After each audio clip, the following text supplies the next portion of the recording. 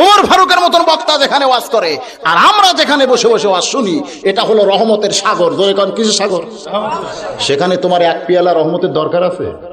তুমি অযথা সালাম দিবার চাও কেন? তোমার আমরা নিচ্ছি না, তোমার উচিত হলো চুপ করে বসে যাওয়া। ওমর ফারুক দেখতেছে ওসমান গনি যে খেবা খেপছে। আল্লাহ নবী বলেছেন আমার যত সাহাবী আছে তার মধ্যে সবচাইতে নরম মানের সাহাবী আবু বকর, ওসমান। জোরে কোন সুবহানাল্লাহ। এত নরম সাহাবী নবীর আর কেউ ছিল না। একজনের নাম কি? হযরত আবু বকর। আর 2 নম্বর কেটা? সেই মানুষ খেপে গেছে ভাই।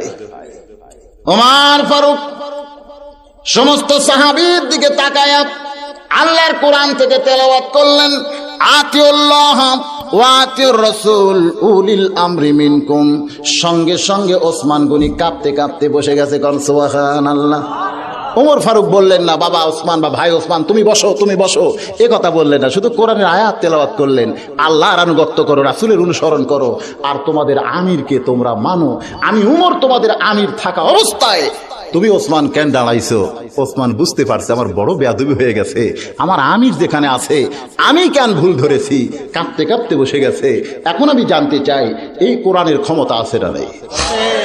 যে কোরআনের আয়াত শুনলে ওসমানের মতো ব্যক্তি কাঁপতে কাঁপতে বসে যায়।